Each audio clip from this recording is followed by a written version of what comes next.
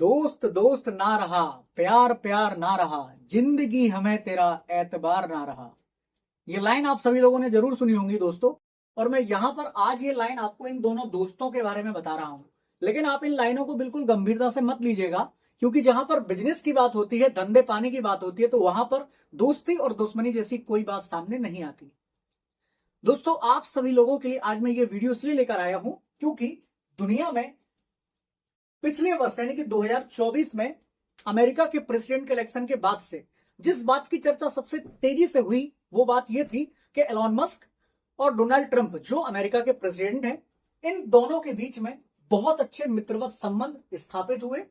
और उन संबंधों के साथ साथ बात करें कि अक्सर एलॉन मस्क को व्हाइट हाउस के भीतर देखा जाता था। आप सभी लोगों ने बहुत सारी इमेजेस देखी होंगी। लेकिन कुछ समय से यानी कि लगभग पिछले महीने से देखा जाए तो इन दोनों के रिश्तों के बीच में लगातार हमें खटास देखने वाली न्यूज जो है ये सुनने को मिली।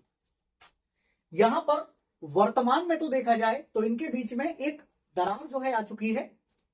और जो दुनिया में देशों के बीच में झगड़े को खत्म करने का दावा करने वाले अंकल सैम थे, यानी कि ट्रंप साहब, जिनको कहा जाता था, या हाल ही में भी आपने पहलगांव हमले पर भी इनकी प्रतिक्रिया देखी होगी कि इन्होंने छाती कूट कूट कर सबको बताया कि भारत और पाकिस्तान के बीच में जो सीज फायर था ये मैंने करवाया है, और मेरे सीज फायर में इन्वॉल्व होने के बाद ही ये सारा का सारा मामला जो है शांत हुआ। लेकिन इनको अपने घर में एक बार झांक के देखना चाहिए कि क्या इनके साथ में रहने वाले लोग जो हमेशा इनकी साय की तरह इनके पीछे रहते हैं, इनके साथ में रहते हैं, क्या वो इनके साथ हैं? अब इनके बीच में जो विवाद हुआ तो इनके बीच का सीज फायर कौन करवाएगा, इसकी जिम्मेदारी कौन लेगा, ये तो शायद मुझे लगता है ट्रंप साहब को भी पता नहीं होगा। दोस्तों, मैटर ये है सीधा सा कि कल शाम की बात है, रात के 9:30 बजे के आसपास की, जब ट्रंप साहब कुछ पत्रकारों के साथ व्हाइट हाउस में एक इंटरव्यू कर रहे थे, तो उन्होंने इंटरव्यू के दौरान एलॉन मस्क के बारे में यह बात कही कि एलॉन मस्क जो है हमारे द्वारा लाए गए बिग ब्यूटीफुल बिल की जो बुराई कर रहे हैं, तो उनको इस तरीके की बुराई नहीं करना चाहिए। मुझे किसी भी प्रकार की कोई मतभेद एलॉन मस्क से नहीं है। एलॉन मस्क एक बढ़िया इंसान है, मैंने उनके साथ बहुत लंबे समय तक काम किया है, लेकिन उन्हें मेरी आलोचना करने की पूरी आजादी है। लेकिन मेरे द्वारा जो लाएगा बिग ब्यूटीफुल बिल है उसकी आलोचना नहीं करनी चाहिए, क्योंकि वो जो बिल है वो बिल उनकी निगरानी में लाया गया, उनको उस बिल के एक एक पॉइंट्स के बारे में प्रॉपर जानकारी है। और मेरा कोई पर्सनल व्यक्ति भी होगा जिसने उस बिल को बनाया होगा, उसे उसके बिल के बारे में जितनी जानकारी नहीं होगी, उससे कहीं ज्यादा जानकारी एलॉन मस्क को है। इसीलिए एलॉन मस्क को यह अधिकार नहीं है कि वो मेरे द्वारा लाए गए बिग ब्यूटीफुल बिल की आलोचना करें। तो यहां पर एक पत्रकार के सामने जब ये ट्रंप साहब ने बात कही, उसी के बाद ट्विटर पर यह वॉर जो है शुरू हो गया। ट्रंप ने यह बात कही, ट्रंप के तुरंत बाद इसका रिप्लाई दिया एलॉन मस्क ने, और एलॉन मस्क ने रिप्लाई देकर यह कहा कि आप जिस बिल की बात कर रहे हैं कि ये बिल, इस बिल की जानकारी मुझे पुख्ता थी, तो आप ये सरासर झूठ बोल रहे हैं, क्योंकि ये बिल अचानक इतनी आनन फानन में लाया गया था, आधी रात को ये बिल लाया गया, जिस समय किसी भी सांसद को इसकी जानकारी नहीं दी गई। आप तो मेरी बात कर रहे हो, जिन सांसदों ने इस बिल पर अपना समर्थन 22 मई के दिन दिया था लोअर हाउस में, वहां पर उन सांसदों को भी इस बिल को पढ़ने का पर्याप्त समय नहीं मिला है, इसलिए आप ये बातें जो है ये झूठ बोल रहे हैं। तो इस प्रकार से ये लड़ाई जो है ये ट्विटर पर यानी कि एक्स हैंडल पर शुरू हुई, और इस लड़ाई के बाद लड़ाई यहां तक पहुंच गई कि एलॉन मस्क ने यह तक दावा कर दिया कि 2024 में जो प्रेसिडेंट का इलेक्शन था, अगर मैं उसमें आपकी मदद नहीं करता तो आप चुनाव जीत नहीं पाते। रिपब्लिकन पार्टी का मैंने समर्थन किया, और आपको उस समय लगभग $250 मिलियन के आसपास, यानी कि जो लगभग इंडियन रुपीज में 2000 करोड़ के आसपास होता है, इतने पैसे की अगर मैं आपकी मदद नहीं करता तो आप किसी भी प्रकार से प्रेसिडेंट का इलेक्शन जो है जीत नहीं पाते। यह बात एलॉन मस्क के द्वारा कही गई।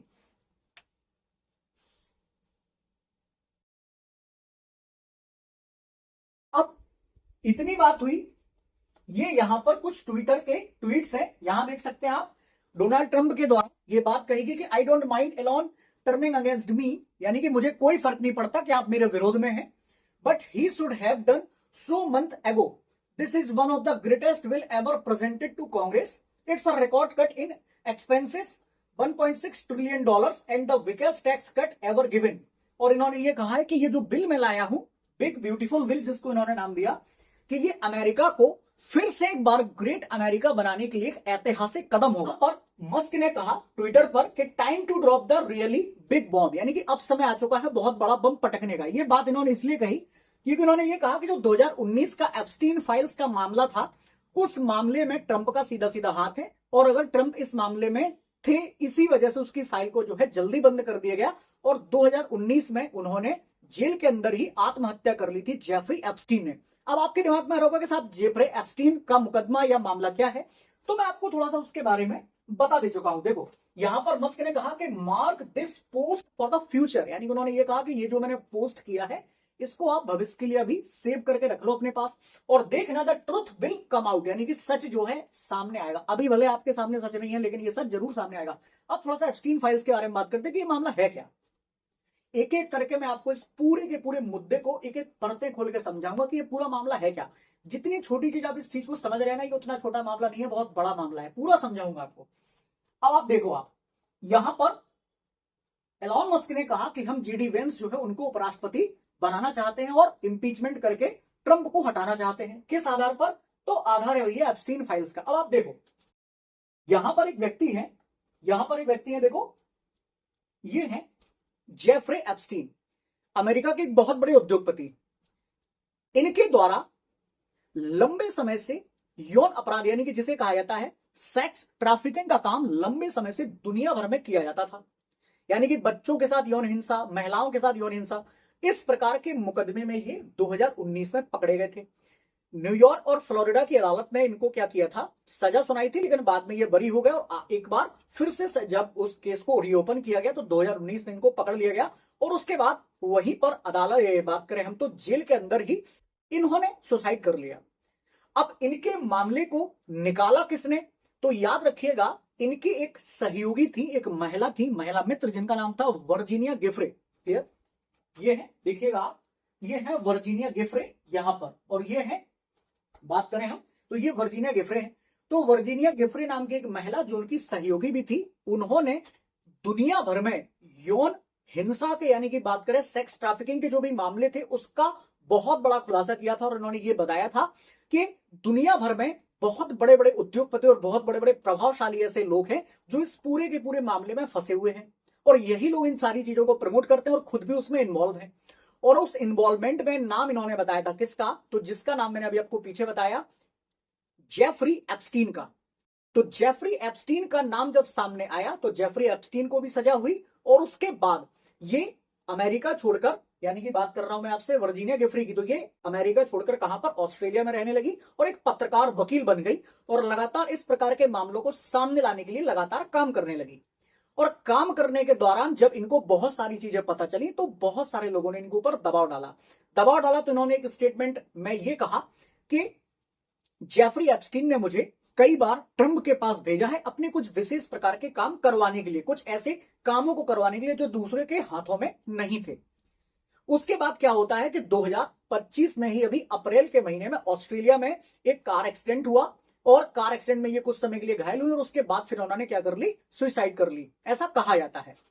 तो इनकी मौत हो गई। तो ये पूरा का पूरा मामला जो है ये सेक्सुअल, बात करें हम ट्रैफिकिंग से संबंधित, तो इस मामले में मस्क ने ट्रंप का नाम लिया है। अब आगे मैं आपको थोड़ा सा और समझाता हूं कि ये मामला आगे क्या गया। अब देखिए, यहां पर ये सारी बातें होगी पास्ट की। अब बात करते हैं कि मस्क ने इस बिल का पूरा का विरोध क्यों किया है। देखिए, तो यहां पर मस्क ने ब्यूटीफुल बिल का विरोध जो है किया। देखो क्यों किया है? तो मस्क ने ट्रंप के इसका विरोध करते हुए कहा है इसे बिग अगली बिल, यानी कि बहुत गंदा बिल कहा है इसको। और ये कहने के पीछे का कारण है कि मस्क ने एक पोस्ट में लिखा है कि बिग अगली बिल से सरकारी घाटा जो है वो लगभग 2.5 ट्रिलियन डॉलर हो जाएगा। अब आप सोच रहे होंगे कि एलॉन मस्क को ट्रंप के द्वारा लाए गए बिल से क्या तकलीफ है, इनको क्या लेना देना कि घाटा कितना हो रहा है कितना नहीं हो रहा है। हालांकि वो उद्योगपति है, दुनिया के सबसे बड़े रईस आदमी है, वो फर्क पड़ना चाहिए, लेकिन इतना ज्यादा फर्क क्यों पड़ रहा है इनको कि 2.5 ट्रिलियन डॉलर का नुकसान हो रहा है, यानी कि इनने इतना अनुमान कैसे लगा लिया। तो याद रखिएगा, जब प्रेसिडेंट ट्रंप चुनाव जीते थे तो चुनाव जीतने के तुरंत बाद उन्होंने ये कहा था कि मेरा पहला फोकस ये रहेगा कि सरकारी जो भी खर्च हो रहे हैं अमेरिका में, उन सारे के सारे खर्चों को कम करने के लिए मैं हर संभव कोशिश करूंगा। इसके लिए उन्होंने क्या किया था, एक डिपार्टमेंट बनाया था जिसका नाम था DOGE, यानी कि डिपार्टमेंट ऑफ गवर्नमेंट इफिशियंसी। और DOGE नाम का डिपार्टमेंट का काम ही यह था कि इसको सरकारी खर्चों में कटौती करनी थी। अब चूंकि ट्रंप की सहायता चुनावों को जीतने में लगभग 2000 करोड़ का रकम जो है वो बहुत होती है, $250 मिलियन बहुत पैसा होता है। तो इतनी मदद चूंकि ट्रंप की किसने करी, मस्क ने करी। इसीलिए उन्होंने ये कहा कि मस्क भैया अपने काम का आदमी है, इसको अपने पास में रखो, कभी और भी काम पड़ सकते हैं। अभी आगे और कौन कौन सी मस्क से काम निकला है वो भी मैं आपको बताता हूं। तो यहां पर मस्क को अपने साथ रखा और ऐसा अनाउंसमेंट किया कि जब भी मैं सरकारी खर्चों में कटौती को लेकर कोई एक डिपार्टमेंट बनाऊंगा तो उसकी जिम्मेदारी मैं अपने भरोसे पात्र व्यक्ति यानी कि एलन मस्क को दूंगा।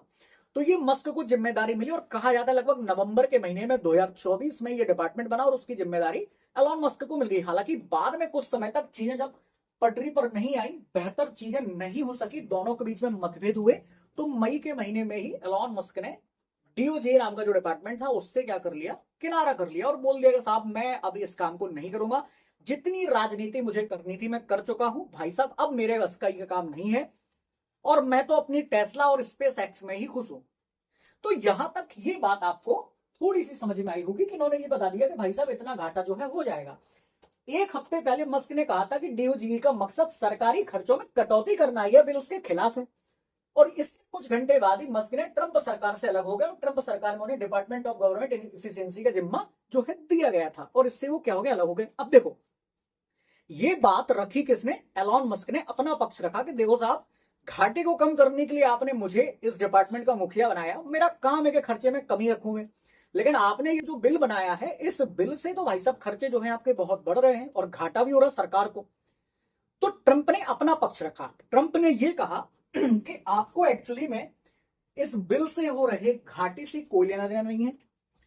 जाहिर सी बात है कि आपकी कंपनी यानी कि जो टेस्ला कंपनी है जो दुनिया भर में EV कार्स को बनाता है यानी कि इलेक्ट्रिक व्हीकल्स को बनाता है, तो उस कारों को बनाने में जो सब्सिडी सरकार आपको देती थी ताकि लोगों को वो कारें सस्ती मिले, तो चूंकि वो सब्सिडी को लगभग लगभग खत्म कर दिया गया है इस बिल के माध्यम से, इसीलिए आपके पेट में मरोड़ पड़ रही है, यानी कि आपको तकलीफ इसी कारण से हो रही है।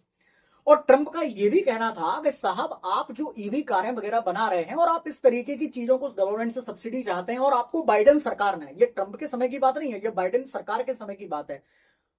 तो ट्रंप ने ये कहा कि साहब बाइडेन सरकार पर तो मुझे ताज्जुब हो रहा है कि उन्होंने इस प्रकार की सब्सिडी दी क्यों, आप लोगों के ऊपर EV कार को खरीदने का जो है बोझ क्यों डाल रहे हो, दबाव क्यों बना रहे हो, आप उनके ऊपर प्रेशराइज क्यों कर रहे हो उनको, आप लोगों को स्वतंत्र रखिए, लोगों को अपनी पसंद की कार खरीदने की अनुमति होनी चाहिए। हम जरूरी नहीं है कि भाई साहब 50 लाख की कार को हर एक व्यक्ति को खरीदने के लिए फोर्स कर दे, जिसकी जितनी औकात होगी अपनी पसंद की कार खरीदेगा। हाँ हमें इस पर काम जरूर करना है, लेकिन ऐसा नहीं करना है कि हर एक व्यक्ति के घर में हम जबरदस्ती EV कार घुसा देंगे, लो भाई तू तो चलानी पड़ेगा तुझे, कितनी भी महंगी पड़े। तो एलन मस्क ये चाहते हैं कि दुनिया भर में EV कारों की डिमांड बढ़े, उनकी कंपनी का बढ़िया सिक्का चले और बढ़िया उनका जो बैंक बैलेंस है वो तगड़ा हो। इन्हीं सारी बातों के कारण आप याद रखिएगा कि ट्रंप ने भी EV कारों को लेकर ये बिल जो लेकर आए वो उन्होंने ये कह दिया कि सीधी सी बात है अब हम सिर्फ EV कारों को नहीं, EV कारों पर जो हम सब्सिडी देते तो उसको हम खत्म करते हैं और जितनी भी फॉसल फ्यूल्स जलाने वाली जो गाड़ियां हैं, फॉसल फ्यूल्स यानी कि जो पेट्रोलियम वगैरह से चलती हैं, हम उन गाड़ियों को क्या करेंगे, प्रमोट करेंगे और उन गाड़ियों को बनाने वाली जो भी कंपनियां हैं उनको क्या करेंगे, हम टैक्स में कटौती नहीं बल्कि छूट देंगे। समझ में आ गई, उनको टैक्स में छूट देंगे जिससे वो भी चीजें प्रमोट हो सके। तो यहां पर मस्क का सीधा सा कहना था कि चलो ठीक है आप EV कारों को प्रमोट नहीं करना चाहते, लेकिन कम से कम ऐसा तो मत करिए कि जो फॉसल फ्यूल यानी कि जो आपकी पेट्रोलियम वगैरह से चलने वाली गाड़ियां हैं आप उनको ही प्रमोट कर दें। अगर आप ऐसा बिल लेकर आए भी हो तो आप सब चीजों पर अप्लाई कर दो कि नहीं साहब हम हैवी इंडस्ट्रीज को सपोर्ट करना चाहते हैं। इससे तो क्लाइमेट चेंज जो इतना तेजी से हो रहा है उस पर भी दिक्कत हो जाएगी, फिर हमें आगे चले के उसको लेकर पॉलिसीज बनानी पड़ेंगी। तो ये सारा का सारा मसला है।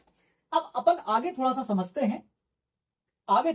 हैं, कि यहां पर इन दोनों के बीच में जो रिश्ते हैं जो मैंने अभी आपको बताए, इनकी शुरुआत कहां से हुई। तो शुरुआत कहां से होती है, मार्च का महीना 2024, आप सभी को याद होगा है ना, जब क्या होता है, चुनाव होता है।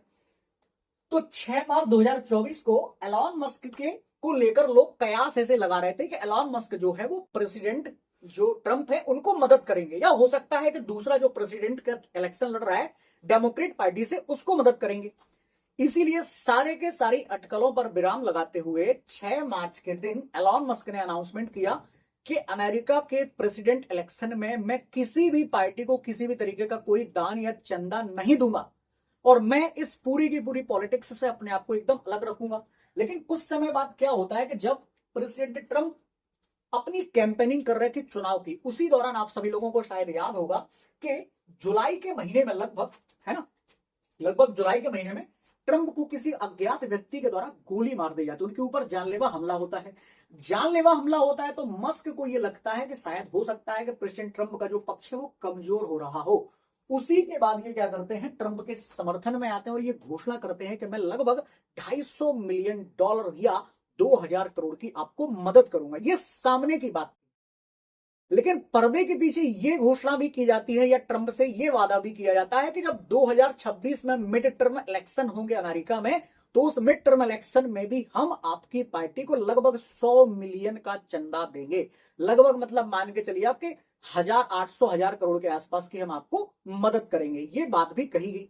लेकिन ये 2000 करोड़ रुपए यानी कि 250 मिलियन तो दिए गए प्रेसिडेंट इलेक्शन के लिए, लेकिन मिड टर्म इलेक्शन के लिए जो वादा किया गया था 2026 में जिनको होना है, वो पैसा अभी तक पार्टी को नहीं मिले। इस वजह से ट्रंप की पार्टी के कुछ लोग नाराज भी हैं। अभी मैं आपको बताऊंगा वो सारे मामला।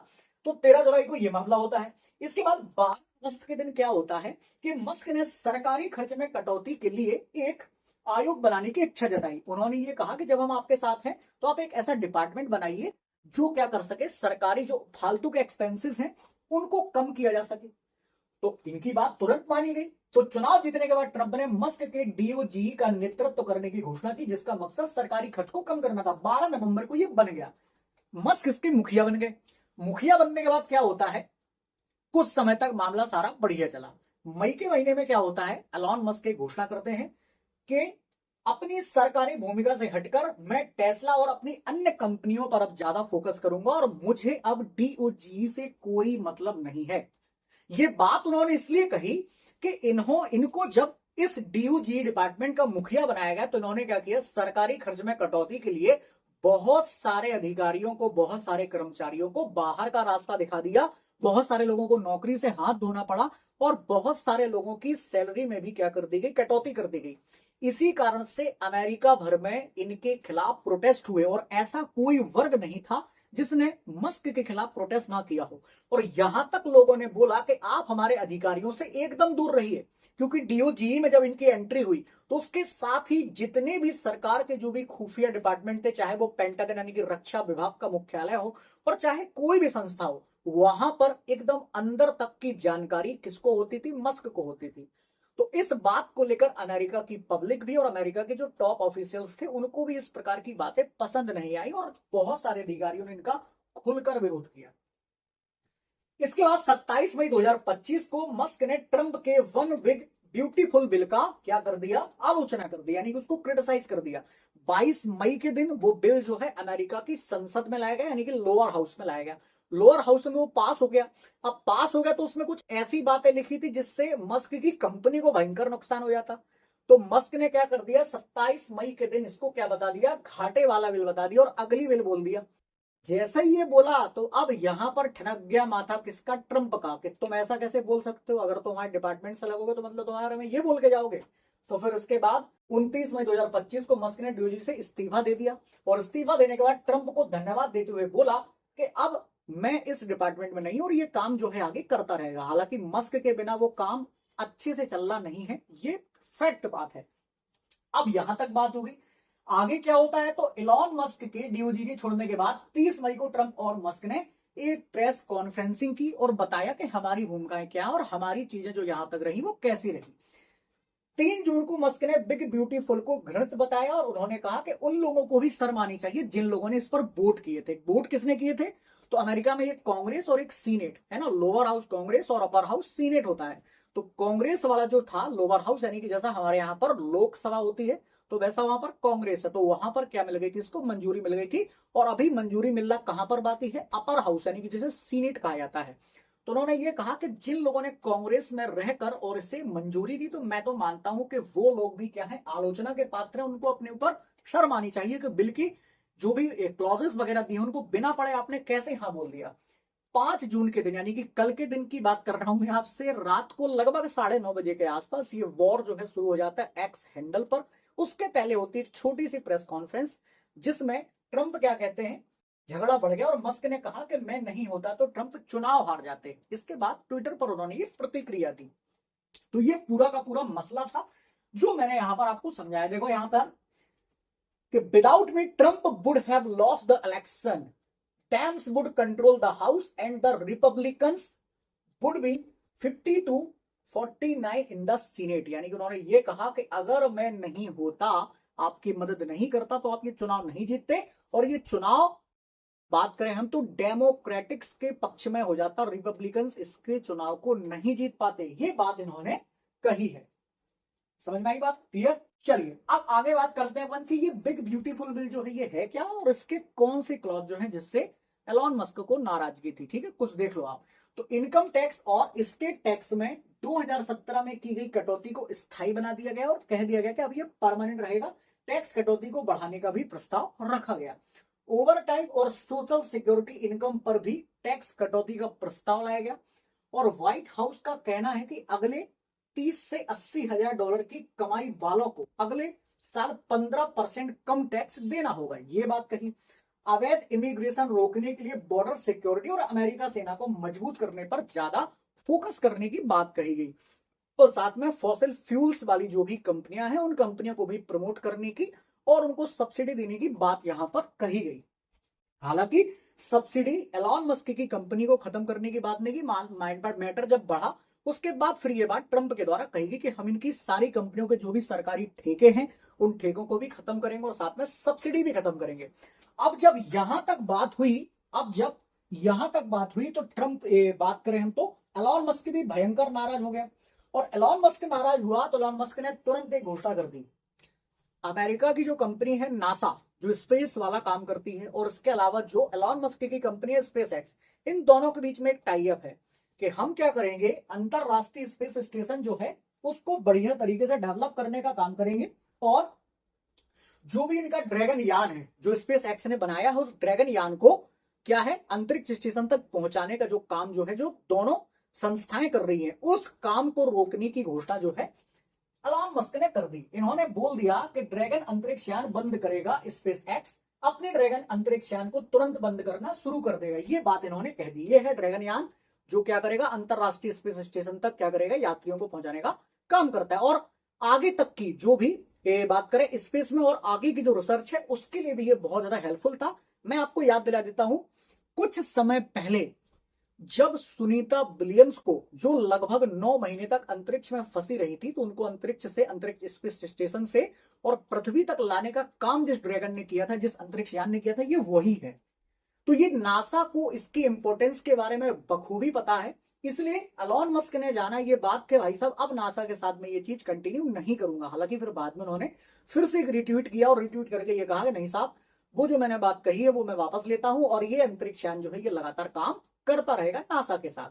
अब एक नासा का भी मसला है, अभी मैं आपको आगे बताऊंगा। ठीक है, चलिए भैया अब देखते हैं यहां पर कि इन दोनों के बीच में ये जो भिड़ंत चल रही है इनके पीछे के कारण क्या है। कुछ कुछ कारण तो रहे होंगे। तो एक कारण तो मैं आपको पहले बता चुका हूं, कौन सा, कि ट्रंप की टीम नाराज है क्योंकि $100 मिलियन एक्स्ट्रा देने की बात की गई थी ताकि 2026 के मिड टर्म इलेक्शन भी स्मूथली हो सके।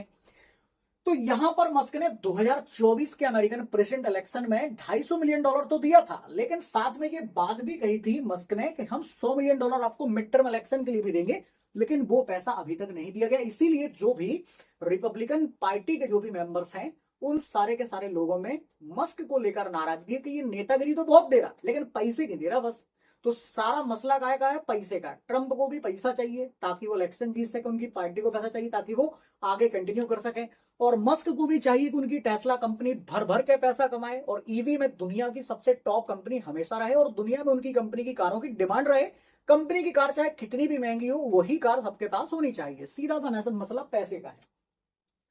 तो यहां पर अगली बात करें, दूसरा जो कारण है वो है नासा के नए हेड को लेकर ट्रंप और मस्क में नाराजगी थी। अब आप देखो नासा के हेड को चेंज करना है, क्लियर है। नासा के जो चीफ है उनको वर्तमान में चेंज करने की बात चल रही है। अब जब उनको चेंज होना है तो कुछ लोग जो है वो चाहते हैं कि ट्रंप का चाहने वाला व्यक्ति जो है उस पद पर बैठे, और कुछ लोग चाहते हैं कि मस्क के चाहने वाला व्यक्ति उस पद पर बैठे। जब ट्रंप की और मस्क की दोनों बीच में अच्छी दोस्ती थी, तब मस्क के द्वारा एक नाम सुझाया गया था, और ये नाम था क्या?